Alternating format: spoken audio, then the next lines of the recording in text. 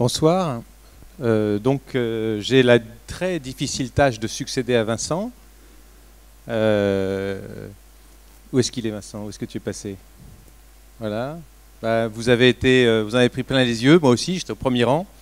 Donc tâche très difficile, d'autant que j'interviens en un double titre. D'abord comme philosophe, un professeur de philosophie à l'université, et je l'espère un tout petit peu philosophe. Il faut un petit peu connaître ce qu'on enseigne normalement, mais aussi, comme il a été dit tout à l'heure, vice-président recherche, plus exactement recherche sciences humaines et sociales de l'université Grenoble-Alpes. En fait, c'est une sorte de traquenard parce que on m'a dit bon Thierry, c'est pas de la recherche, c'est pas de la philosophie, mais tu dois y aller. Tu dois y aller parce qu'il y a Vincent Le Cerf, il y a la Maïf. Voilà, il va falloir que tu parles de l'intelligence artificielle. Alors je dis mais vous êtes sûr que vous me parlez à moi? J'ai vraiment du mal déjà à savoir ce que c'est que l'intelligence. Alors l'intelligence artificielle, n'étant pas informaticien, ça va être beaucoup plus difficile. Oui, mais tu vas faire de la diplomatie et apparemment tu sais faire ça. Bon, donc simplement en diplomatie, peut-être oui, la diplomatie c'est l'art de présenter les puissances les unes aux autres. Donc la Maïf doit être une puissance, je pense. La ville de Cessin aussi, je pense aussi. Et pour ma part, je représente donc l'université Grenoble-Alpes, qui, comme vous le savez peut-être, est née il y a un peu plus de 2 ans, le 1er janvier 2016, de la fusion des 3 universités grenobloises, Grenoble 1, 2 et 3, pour former donc effectivement une très puissante institution qui comprend près de 50 000 étudiants, presque 30 composantes académiques et une centaine de laboratoires de recherche, toutes disciplines. Alors cette entité, Université Grenoble-Alpes, a pour ambition de constituer une université de rang mondial, et c'est ce à quoi l'équipe présidentielle à laquelle j'appartiens s'emploie. Oui, donc bon, c'est d'autant plus impressionnant, hein. Alors je voudrais aussi dire que à côté des prodiges technologiques qu'on vient de de mentionner, enfin qui étaient tout à fait remarquables, d'ailleurs d'autant plus remarquable que Vincent passe son temps à dire que rien ne va changer, qu'il n'y aura pas d'intelligence artificielle, mais tout en nous montrant des choses prodigieuses. C'était étrange, n'est-ce pas? Peut-être on reviendra sur cette manière de faire en disant il n'y a pas d'intelligence artificielle, mais de l'informatique avancée. Et en fait, par ailleurs, il y a des choses prodigieuses qui se mettent en place. Une sorte de tension entre deux aspects de la présentation, tension à laquelle j'ai été sensible. Donc, à côté de cela, moi j'ai envie de dire que, en effet, la France n'est ni les USA, ni la Chine. Et même au niveau européen, on a du mal à se mettre au niveau en termes de start-up et en termes de, disons, de force opérationnelle pour entrer sur le terrain qui peut rivaliser avec les puissances que je viens de mentionner. Il n'en demeure pas moins que nous, ici à Grenoble, et plus largement dans la région, avec les collègues de Lyon, nous avons envie de candidater pour les fameux instituts pluridisciplinaires pour l'intelligence artificielle, que le président Macron, à la suite du rapport Villani, a déclaré vouloir établir sur le territoire hexagonal. Donc tout récemment, nous avons d'ailleurs soumis un projet d'une vingtaine de chaires, dotées chacune d'1 million d'euros par an, où il y aura notamment 2 chaires d'éthique appliquées à l'IA. Vous voyez, c'est sûrement pas encore la Chine ni les USA, mais ça commence à ressembler à une mise en œuvre d'un certain nombre de forces. Voilà, donc voilà, j'ai fait mon travail de diplomate. Vous savez que l'université existe et je dirai tout à l'heure qu'il est important que vous sachiez qu'elle existe. Voilà, donc qu'est-ce que je peux dire d'autre? Ah oui, j'oubliais un détail.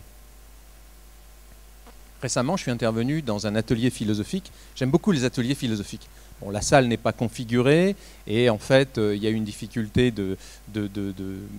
ça va être difficile de faire un atelier. N'empêche que moi, j'aime beaucoup les ateliers et récemment, je suis allé animer un atelier philosophique sur justement le futur et les rôles qu'on peut tenir. Et c'était donc à Innovalley, au tarmac d'Innovalley, une pépinière d'entreprise innovante, des startups, etc. Et ils ont proposé ce visuel que j'ai repris. Je ne sais pas qui l'a fait, en tout cas je remercie le tarmac d'Innovalley, parce que je me suis dit, mais finalement, on me demande de réfléchir à l'intelligence artificielle. Alors c'est embêtant parce que peut-être que celui qui va vous permettre de réfléchir vous-même à l'intelligence artificielle est peut-être pas humain. Parce que moi, je ne suis pas du tout comme Vincent, je suis philosophe, comme je l'ai dit, c'est-à-dire quelqu'un qui peut s'autoriser un certain délire, non? J'ai quand même le droit. Bon. est-ce que vous êtes certain que je suis vraiment humain? Je vous pose la question parce que certains matins, quand le réveil me réveille, quand je mets en route mon logiciel, pour prendre une métaphore, mettons, si je suis une machine qui triche, on va dire que c'est une métaphore, tout ça qui m'emmène à mon travail, où je récite un cours que je connais par cœur, c'est pas une pensée un peu artificielle? J'ai pas un fonctionnement, en tant qu'intelligence humaine, d'une intelligence artificielle? Peut-être que si. Peut-être que je suis déjà en situation de machinisation, de mécanisation ou d'automatisation de ma pensée. Donc je serais un peu plus prudent, moi, sur cette notion d'intelligence artificielle, qui n'existe peut-être pas sur le plan, disons, de l'appareil aujourd'hui, des appareils qui nourrissent notre action, mais qui existe peut-être déjà dans notre propre pensée. Il y a peut-être de l'artifice, c'est peut-être de l'artificieux. On y reviendra. En tout cas, bon, il est clair que on ne sait pas bien où on va. Alors j'ai décidé que j'allais faire un petit schéma, tout bête, vous voyez, un drôle de petit schéma, en me disant, voilà, tout le monde voit bien là. Alors j'ai beaucoup, j'ai beaucoup cherché quel type de présentation je pouvais faire. J'avais mis des flèches, des cercles, toutes sortes de spirales, de pyramides, mais ça n'allait pas parce que ça impliquait une, comment dit-on, hiérarchie. Ça impliquait un sens. Alors je me suis dit, allez, je vais tout plaquer comme ça avec des pavés. J'ai mis l'IA au milieu, donc dans mon cas, c'est bien intelligence artificielle. Et je me suis dit, voilà, bah, finalement, l'intelligence artificielle, c'est une forme d'intelligence. C'est-à-dire, quelqu'un peut proposer un mot synonyme? Allez-y, plus fort, allez-y.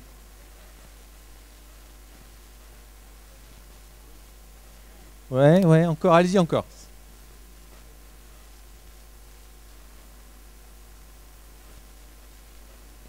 Adaptabilité à la vie. Vous voyez le moustique, il y a un moustique artificiel ou naturel qui me tourne autour, ça m'énerve. Bon, alors écoutez, ouais, tout ça est, vous voyez, c'est tout bêtement sémantique, mais c'est super compliqué.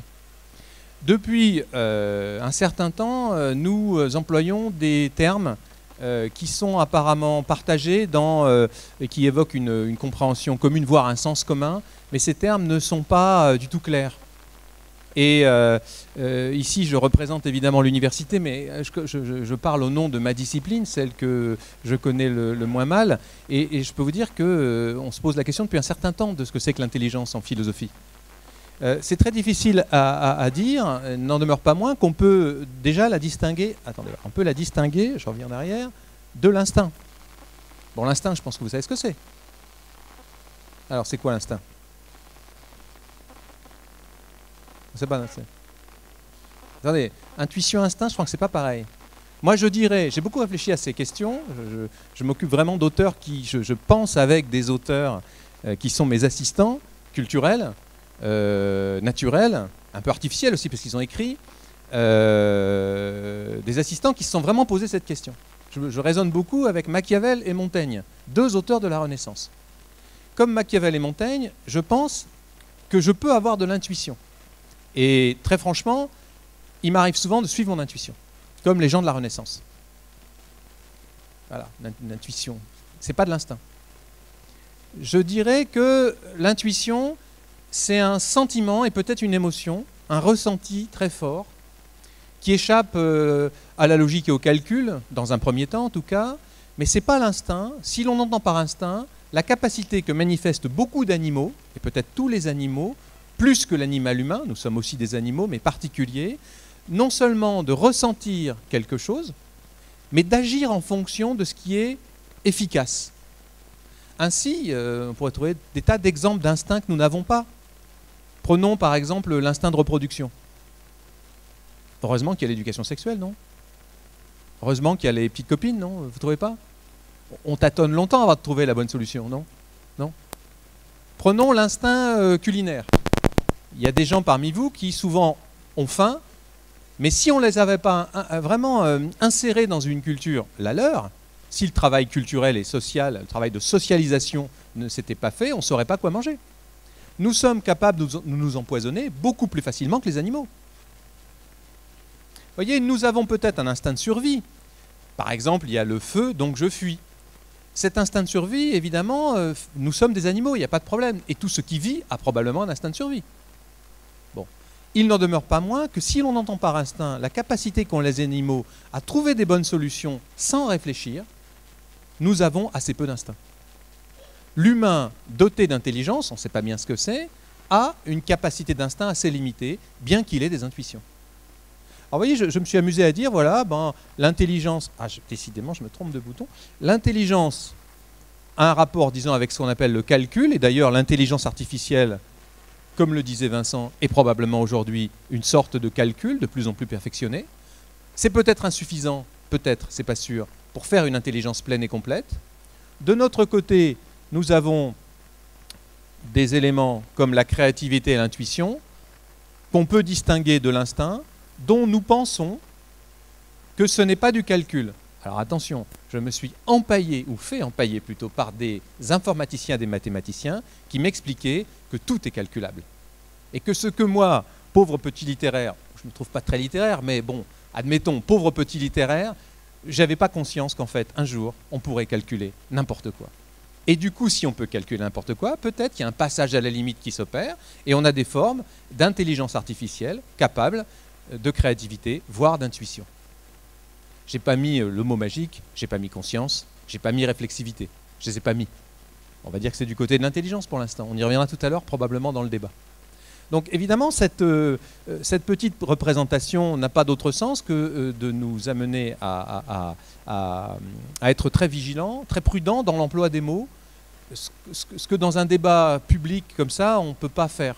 Il faudrait vraiment mieux définir les choses. Et c'est à la fin de la séance, vous voyez, que quand on repartira chez nous tout à l'heure, peut-être on en saura davantage. Pour l'instant, je pose les choses de manière un peu schématique. Hein. S'il y a des bûcherons parmi nous, là, je travaille à la hache. Voyez. Voilà. Alors, en même temps, écoutez, c'est clair qu'on peut illustrer. C'est toujours amusant, comme faisait tout à l'heure aussi Vincent, je m'autorise du même petit jeu, de trouver des images. Alors, j'ai googlisé l'instinct. Je suis tombé sur des images que j'aime bien, avec des images perturbantes. Vous voyez le lion, le roi des animaux. L'intelligence de l'instinct. Ça perturbe quand même. Alors, c'est-à-dire, qu'est-ce qui se passe, l'intelligence de l'instinct? Bon, le noble animal. Bon, j'ai trouvé des trucs beaucoup plus marrants, qui montrent bien que les animaux, ils ont une intelligence quand même. Un dalmatien qui lit, on trouve ça, vous voyez.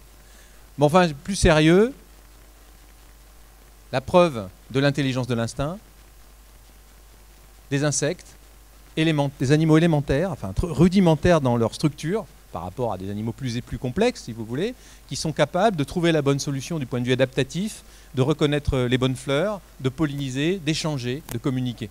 Voilà. Puis j'ai laissé un animal, vous voyez, à droite, là, un animal humain, je ne sais pas si vous le voyez, qui tâtonne, en train d'essayer de déplacer des bouts de bois, enfin, non, c'est ça, hein? Ouais, mais à son âge, c'est une sorte de Lego, non? Je sais pas. On se laisse prendre, hein, on dit c'est un gamin qui joue aux échecs, on dit c'est un petit génie. Non, il joue aux poupées, là, je sais pas, une petite figurine. Voilà. Donc, puis j'ai trouvé ça aussi, qui nous mettait bien dans notre sujet, vous voyez, c'est assez divertissant. Bientôt, nos compagnons, nos assistants, seront peut-être des machines. Alors, ces machines qui seront peut-être plus des machines, parce qu'elles auront une autre technologie que mécanique. Dans machine, il y a mécanique, évidemment, hein, mécané. La racine grecque, simplement c'est amusant de voir qu'un chat et une souris qui sont peut-être artificielles, en tout cas pour le chat ce qui est amusant, mais pour la souris aussi, c'est intéressant parce que c'est des compagnons sur lesquels se projette de l'affect. C'est des animaux domestiques potentiellement sur lesquels se projette de l'affect. C'est par le biais de l'affect, on va en reparler tout à l'heure, que nous avons tendance à imaginer, à croire, à espérer que nos artifices sont capables de nous ressembler. Il y a une forme de projection. Voilà, donc il y a des grands auteurs, comme vous le savez tous, Bergson, qui a distingué, notamment dans L'évolution créatrice, son grand livre de 1907, l'intelligence et l'instinct, en reconnaissant à l'instinct une valeur, voilà, deux solutions divergentes d'un seul et même problème. C'est quoi le problème?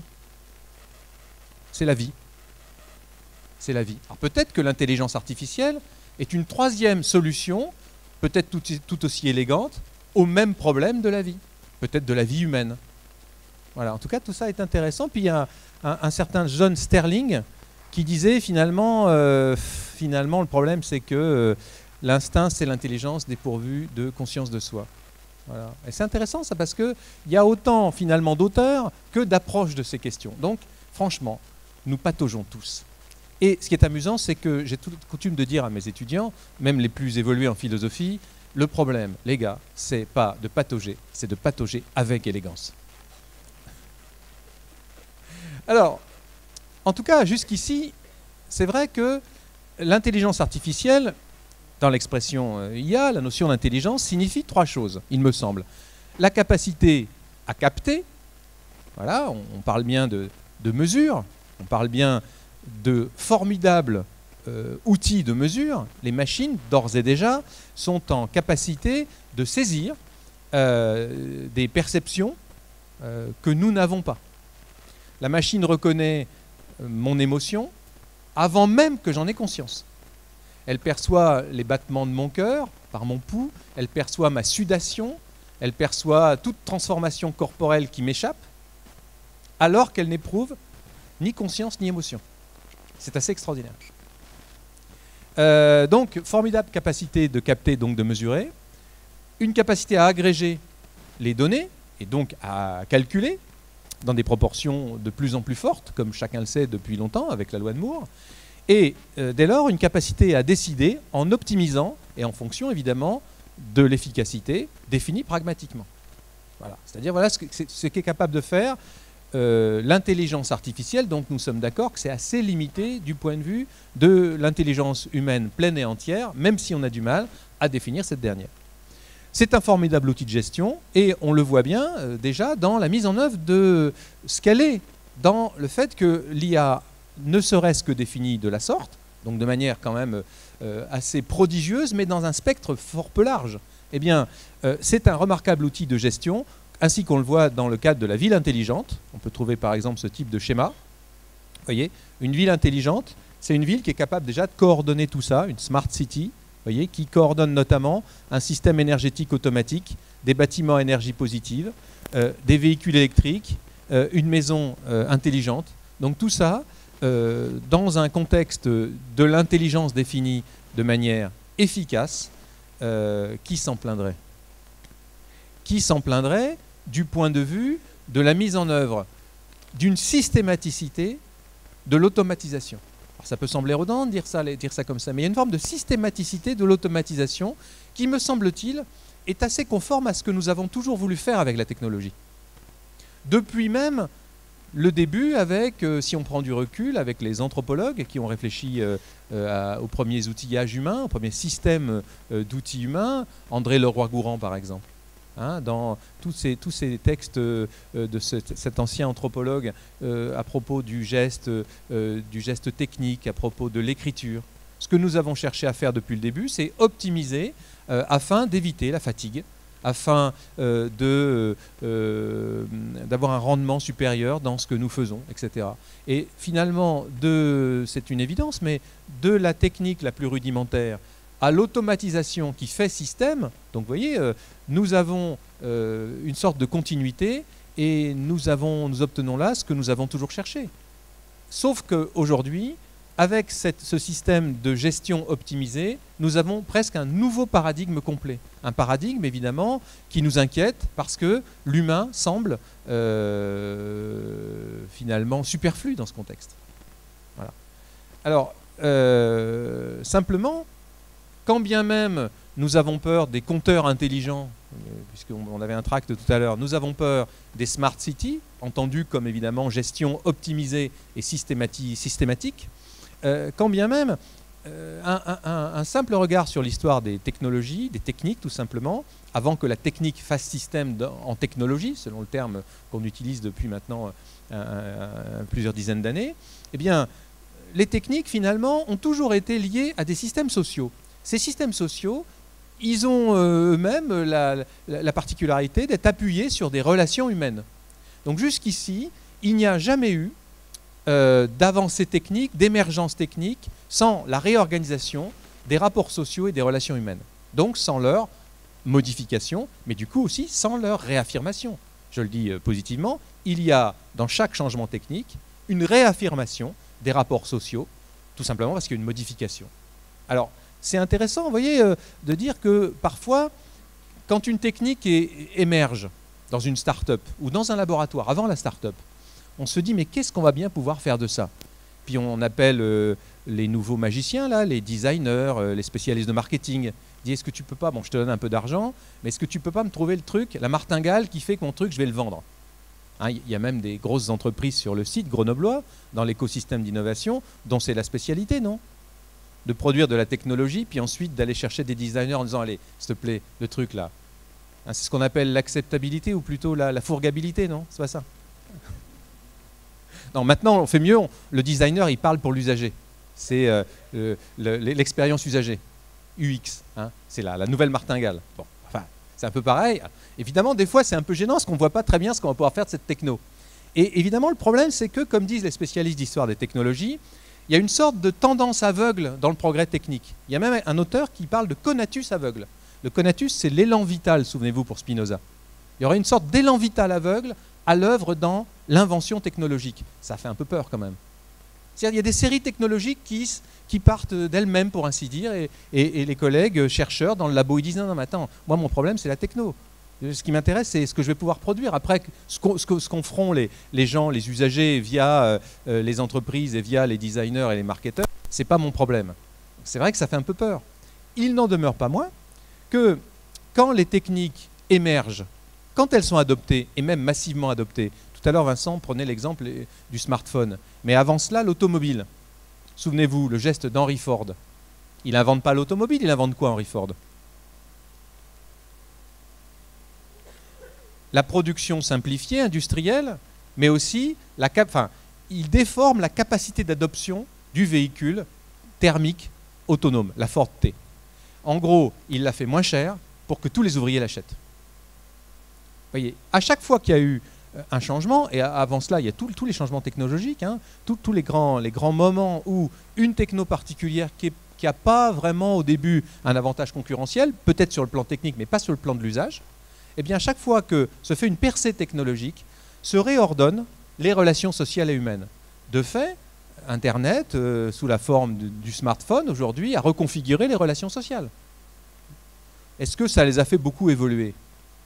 C'est pas sûr, ni en bien, ni en mal. Toujours est-il qu'à chaque fois, eh bien, si vous voulez, tout va ensemble. Le système technique modifie le système social et les relations humaines. Alors jusqu'ici, ça a été comme ça. Et parfois, vous voyez, donc j'ai ajouté cette phrase, parfois les nouvelles technologies adoptées servaient, par exemple, pour aller vite à des puissants. Ça n'a pas été facile de les adopter. On voit bien dans la mise en place des machines automatiques sur les chaînes de production, dans le capitalisme, il y a toujours eu des briseurs de machines. Il y a toujours eu des gens qui se sont révoltés. D'une certaine manière, ils avaient raison de se révolter. Leur problème, ce n'était pas la technologie, c'était leur emploi. Et leur emploi, c'est quoi? C'est la capacité d'avoir un crédit, c'est la capacité de donner à manger à leur famille et de s'inscrire dans une vie humaine qui est assistée techniquement, mais en tout cas qui entretient un certain rapport avec les techniques. Alors, d'une certaine manière, vous voyez, peut-être c'est ce qui va changer, puisqu'il y a des gens qui sont beaucoup plus radicaux que Vincent, d'une certaine manière, avec donc quand même quelqu'un d'autorisé, qui est le PDG d'un gros cabinet de conseil, qui expliquait, donc on ne va pas prendre là le lien, il y a une interview où il est enthousiaste face à l'intervieweur, et qui, Charles-Édouard Bouet, explique qu'on aura des assistants, okay, comme on les a déjà, mais que bientôt ces assistants auront une sorte de vie autonome, une sorte d'avatar qui prendra nos rendez-vous à notre place, qui sera en capacité de notre double numérique. Alors c'est amusant parce que ce double numérique, si tout va bien de ce point de vue, il n'y a pas de raison qu'il prenne vraiment notre place. Il n'est pas autonome. Ça reste, si vous voulez, quelqu'un avec qui les autres vont avoir un rapport social, et peut-être que nous-mêmes on aura un rapport social avec notre double numérique. Peut-être qu'on lui demandera son avis, mais justement, ce sera un rapport social. Et peut-être même il y aura de l'empathie. Peut-être cette machine qui nous assistera, comme dans le film Heure, aura une forme d'autonomie, suffisante en tout cas, une forme d'autonomie, pas une autonomie pleine et complète, pour nous donner un peu de compagnie d'une certaine manière et permettre de préciser nos choix, etc. Alors, tout cela converge évidemment vers la tâche à accomplir, la tâche qui nous reste à accomplir. On demande beaucoup aux philosophes de se prononcer sur l'éthique. Hein. Voilà, Saint-Thierry ce soir va vous donner la leçon à retenir du point de vue de l'éthique. Hein. Je déteste ce rôle, moi. Chacun sa vie, débrouillez-vous. Mais enfin, simplement, il y a des gens comme ça, des auteurs, qui se sont un peu engagés de ce point de vue. Et alors, c'est qui cet auteur-là? Ouais, Gilbert Simondon, c'est très bien. Qui, il n'arrive pas, voilà, Gilbert Simondon, qui, en 1958, c'est tout à fait remarquable, à partir d'une double culture qu'il avait d'ingénieur et de philosophe, hein, j'ouvre une parenthèse, c'était un prof de philo qui donnait ses cours, d'abord au lycée et ensuite à l'université à Clermont-Ferrand. À chaque fois, il faisait installer dans les caves des institutions où il passait des ateliers pour faire travailler les étudiants philo sur les objets techniques. Alors à son époque, c'est marrant, c'était pas du tout comme ça, c'était des transistors, les machines. Donc vous voyez, c'était il y a très longtemps, c'était vraiment avant les puces. Il n'en demeure pas moins que ce que disait Simondon, notamment dans Du mode d'existence des objets techniques, c'est que nous devons connaître les machines pour les socialiser et nous resocialiser au contact des machines. Avoir un rapport social aux machines et, vous voyez, faire entrer la technique dans la culture humaine. Et là, on est en pleine renaissance, je crois, en effet. Le mot a été prononcé par Vincent, je l'assume aussi. Nous vivons une forme de renaissance. La renaissance, c'est quoi? Bah, écoutez, dans l'histoire des idées et de l'histoire de l'humanité, l'Europe a eu ce moment où des nouvelles technologies ont impliqué la réinvention complète d'un système. Hein, Hannah Arendt parle du fait que pour être humain, il faut avoir un monde, il faut faire monde. Eh bien, c'est ce qu'a fait la Renaissance. C'est ce que nous sommes obligés de faire aujourd'hui, repenser le monde, refaire monde, en incluant les machines et nos assistants. D'ailleurs, nous avons déjà une relation sociale à nos assistants, il faut l'admettre. Alors, c'est peut-être ça l'intelligence artificielle. C'est peut-être que ça.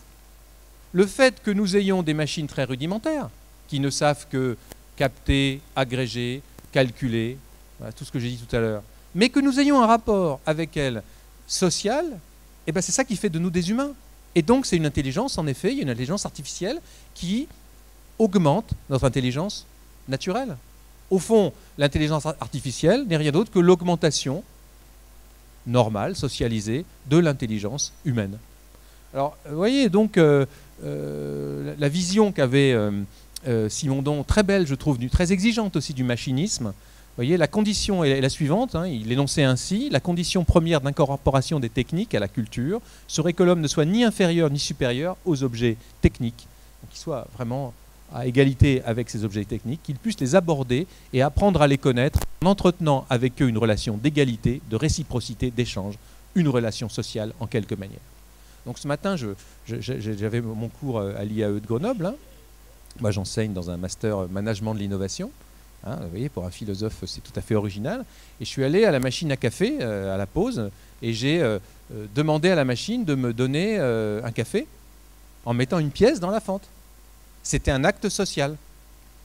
Et je l'ai remercié après. C'était pas obligé, mais c'était à cause de cet auteur. Je me suis dit, voilà, quand même, je fais ma prière, quoi. Voilà. Je te remercie, le café n'était pas mauvais, ça allait bien, quoi. Voilà. Et je vous invite à faire pareil quand vous montez dans votre automobile. Et après tout, l'acte de socialisation plein et entier commence avec le respect de la vieille mécanique. Enfin, peut-être que vous n'avez pas une vieille mécanique, excusez-moi, mais le respect de la vieille mécanique, on n'a pas besoin qu'elle nous dise bonjour et qu'elle ouvre la porte en nous reconnaissant. Vous voyez, à mon avis, l'intelligence artificielle peut d'ores et déjà commencer dès lors que nous sommes responsables devant les artefacts que nous avons engendrés pour notre confort et la gestion de notre vie. Alors, tout ça, finalement, serait simple, mais ça va devenir beaucoup plus complexe quand les machines vont devenir anthropomorphes. Alors, l'anthropomorphisation. Alors, je dis pour les gens qui n'auraient jamais fait de grec, ça veut dire donner une apparence humaine à des choses non humaines. Ok ? Bon, alors, un visage, une voix, etc. C'est pas facile à dire. L'anthropomorphisation est-elle quelque chose de nécessaire?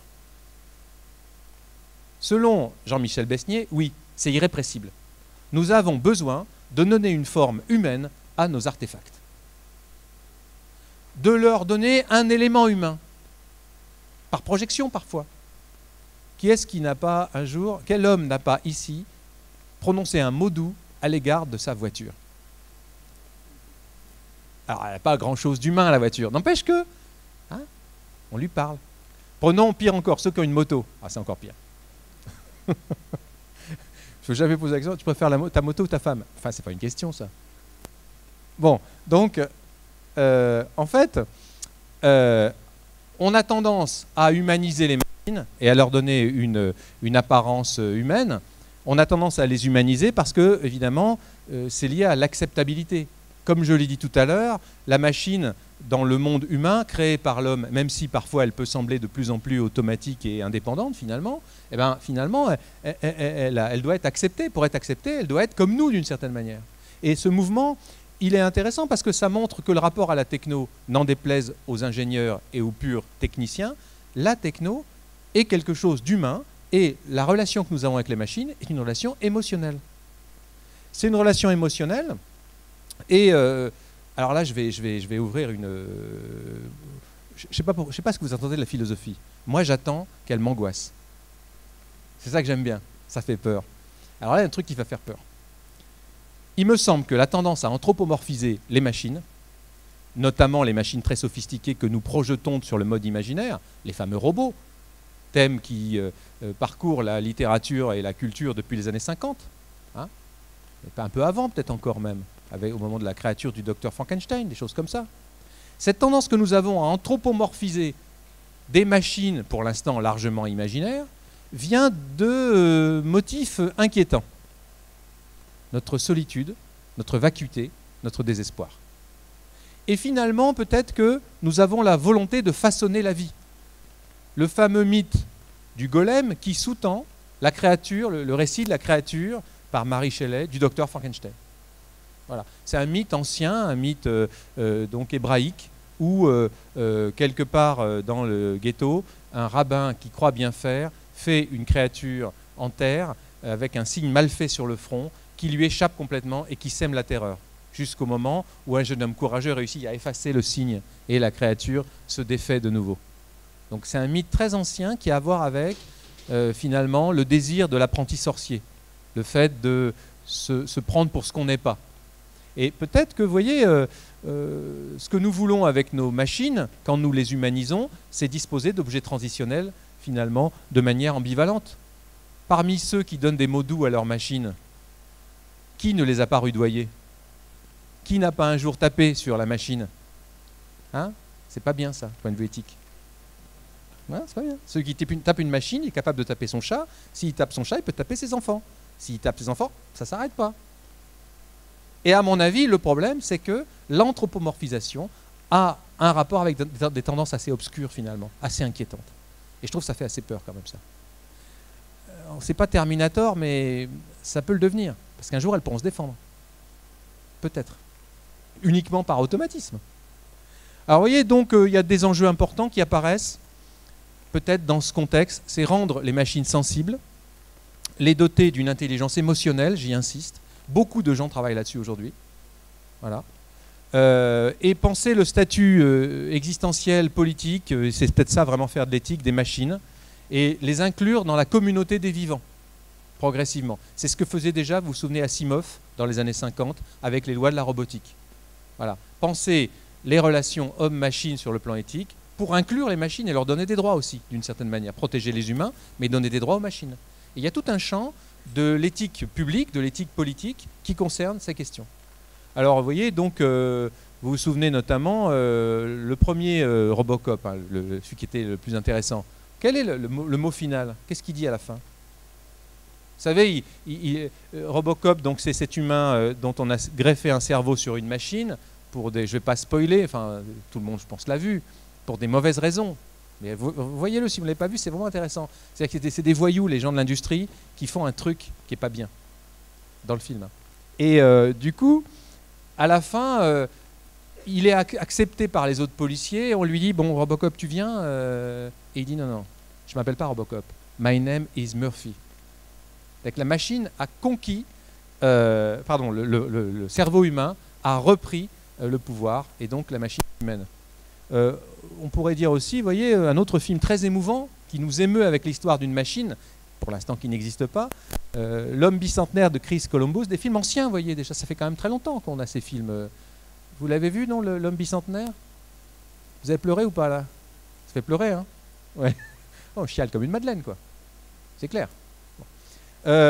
Et puis, Vincent a mentionné aussi cette série extraordinaire, Real Humans, série nordique, avec cette femme très belle, vous voyez, mais ce n'est pas une femme en fait, c'est un Hubo, Human Robots, qu'on achète dans un supermarché, dans une barquette en plastique. Et les Real Humans, ce sont les humains qui sont très jaloux des performances de ces machines. Par exemple, il y a un mari trompé parce que sa femme a choisi un compagnon mécanique parce qu'il lui fait mieux l'amour. Et c'est vrai, c'est quand même moins pénible qu'un mari, un robot bien entraîné, non? On peut imaginer, quoi. Et donc, attention, messieurs, vous voyez la série? Et les Real Humans, c'est un groupe de terroristes, de militants terroristes, qui veulent revenir à l'imperfection humaine, quoi, d'une certaine manière, parce que c'est trop insupportable. Alors, vous voyez, il y a un enjeu, c'est penser ces êtres dans leur performance, mais aussi leur vulnérabilité, et c'est cela, socialiser les relations homme-machine, et c'est cela, je crois, contribuer à l'intelligence artificielle. Ce n'est pas du tout un propos d'informaticien, vous voyez, mais ce que je dis tient compte de ce qu'est la technique depuis toujours pour l'humanité. Alors, en même temps, on peut aller beaucoup plus loin. On peut aller là-bas, là, vous voyez, dans ces espaces infinis, avec ces objets techniques qui n'existent pas, évidemment. On peut évoquer cet homme-là. Vous voyez, il est sympa, on dirait Richard Gere. Bon. Et en fait, ce n'est pas du tout Richard Gere, c'est un auteur de science-fiction écossais, francophile, Ian Banks, qui a écrit le cycle de la culture. Ce cycle de la culture, que voici, une série d'ouvrages fascinants, totalement fascinants. On peut ne pas aimer la science-fiction et ne pas lâcher ces livres quand on a commencé à les parcourir. Alors en français, vous voyez, tous ces ouvrages qu'on peut lire. Moi, mon préféré, c'est le 2 et le 3, là. Chef-d'œuvre. Chef-d'œuvre littéraire remarquable. L'idée de Banks, vous voyez, c'est que, je vous ai dit tout à l'heure, je suis un spécialiste de Machiavel, donc ça ne pouvait que me séduire. Selon Télérama, c'est assez improbable, hein. Un mariage réussi entre Machiavel et la guerre des étoiles. On peut dire aussi, vous voyez, en suivant Banks, que au fond, c'est quelque chose qui s'apparente à cela. Vous avez tous reconnu Thomas More, l'utopie. L'intérêt de la position où nous sommes aujourd'hui, c'est d'utopiser l'intelligence artificielle. La tâche qui nous est donnée aujourd'hui, c'est de produire une utopie, des utopies. Et figurez-vous que mes étudiants en management de l'innovation, vous allez voir au point où sont les jeunes aujourd'hui, quand je leur dis aujourd'hui, séminaire intelligence artificielle, vous avez une matinée pour produire par groupe de 5 une utopie. Vous savez ce qu'ils font? Ils produisent des dystopies. La dystopie, donc utopie c'est quand tout va bien, la dystopie c'est quand tout va mal. 1984, Bienvenue à Gattaca, c'est quoi votre dystopie préférée? Comment? Ouais, Blade Runner. Bon, il y en a beaucoup, il y a même beaucoup trop de dystopies aujourd'hui. On a des technologies à foison, on n'arrête pas de s'en servir, on est incapable de ne pas se servir de hautes technologies alors qu'on n'est pas capable de les reproduire nous-mêmes, et pourtant, on nage dans un univers culturel dystopique. À mon avis, c'est très gênant. Et c'est là qu'on n'est pas à la hauteur. Donc, forcez-vous à faire des utopies. Forcez-vous à en lire. Forcez-vous à utopiser le rapport à la machine. Et on aura des intelligences artificielles dignes de ce que nous croyons être notre intelligence naturelle. C'est-à-dire quelque chose d'extraordinaire, quoi. Et alors, du coup, vous voyez, une utopie, c'est quoi? C'est une vision idéalisée et imaginaire, mais surtout cohérente.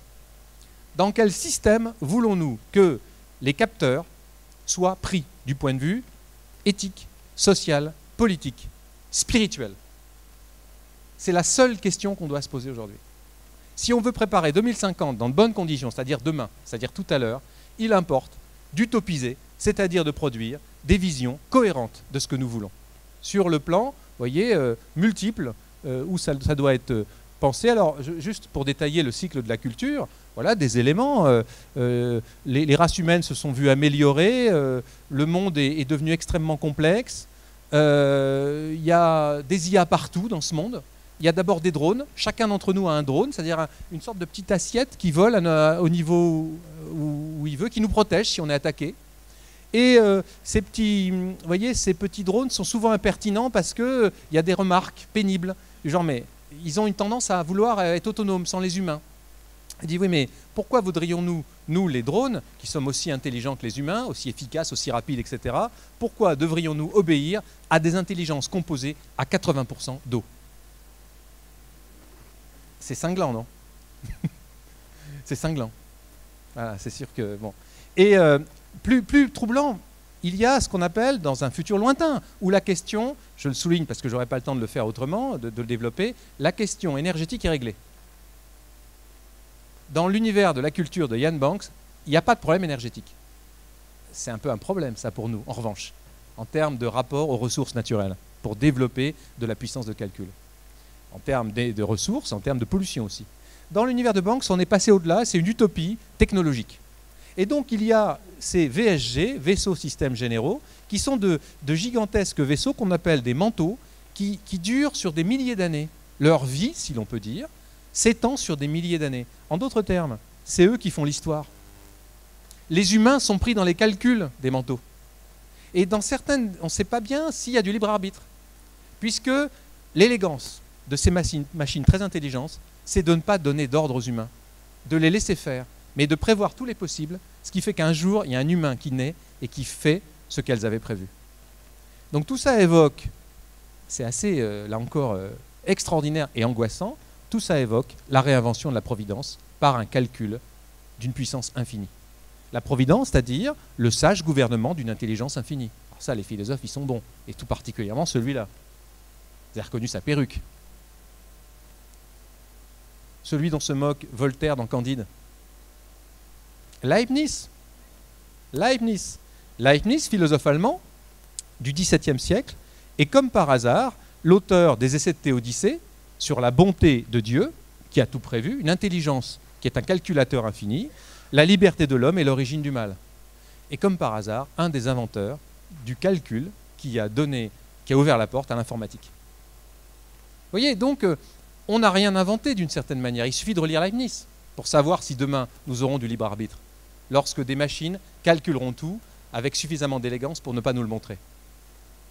Alors, vous voyez, est-ce que les humains sont devenus superflus d'une certaine manière? D'une certaine manière, oui. Et il y a des résistants. Il y a des ludites, des gens qui veulent casser les machines. C'est humain. Il y a des réactionnaires. Ces réactionnaires qui défendent le fait humain. C'est très intéressant. Alors, je ne vais pas en dire plus. Qu'est-ce qui reste à Homo sapiens? Qu'est-ce qui reste à Homo sapiens? Alors, j'ai trouvé cette image. Vous vous souvenez ce que c'est, ça? Hein? Non, ce n'est pas Voyageur. C'est les sondes Pionnier.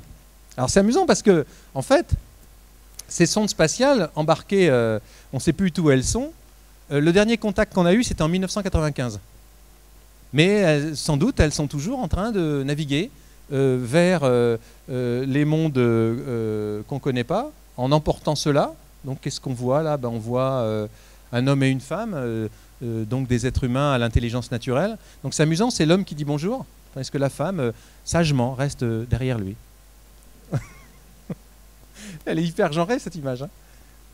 Donc c'est accroché sur le bord de la sonde et donc c'est curieux, quoi. Voilà. Donc avec un certain nombre de choses intéressantes. Donc qu'est-ce qui reste à Homo sapiens? Je crois le fait qu'il est sapiens, en fait.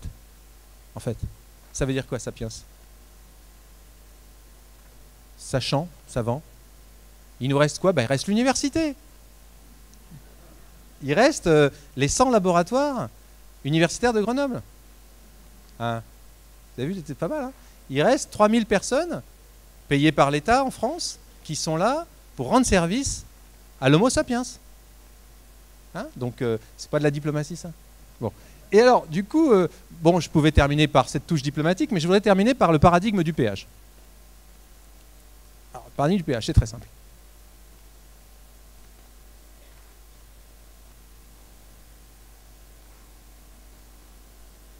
Bon. C'est le paradigme du péage. Avant, c'était comme ça, puis ça a été comme ça. Alors, il se passe quoi? On est au péage en voiture. C'est des voitures qui ne sont pas automatiques pour l'instant. Enfin, elles ne sont pas autonomes. C'est nous qui conduisons. Et il faut qu'on s'arrête. Pourquoi on s'arrête? On s'arrête pour donner de l'argent à la firme qui est en accord commercial avec l'État pour exploiter le réseau. C'est ça, hein? Ça, c'est ce qu'on croit faire. Donc, du coup, c'est simple, évidemment. Si c'est pour donner du fric, autant pas s'arrêter, quoi. D'abord, vous voyez, il y a un gars qui tend la main avec une casquette, il sourit. Puis après, on jette la pièce. puis après on met la carte, puis après il n'y a même plus de carte, quoi. C'est le progrès, quoi. C'est ça qu'on a voulu. Sauf que, qu'est-ce qui se passait quand on avait la personne? Un sourire, un regard, un échange, une relation d'une certaine qualité. Moi, c'était pénible pour moi quand la personne ne me regardait même pas. En revanche, je prends quelques secondes pour lui dire bonjour. Et peut-être c'est ça qu'on cherchait dans le péage, le relais de poste. Le relais de poste était beaucoup plus pertinent sur le plan humain que le système d'autopéage, qui lui est très efficace sur le plan du rendement, évidemment, puisqu'on a supprimé l'intermédiaire humain. Sauf qu'on a perdu d'une certaine manière. Donc vous voyez, l'évolution n'est pas toujours où on croit, l'innovation peut être régressive, et je crois que le paradigme du progrès, si on y tient assez dans les relations qu'on entretient avec les machines, a encore donc de beaux jours devant lui. Donc désormais, attention à vos relations scrupuleuses avec les machines. Merci.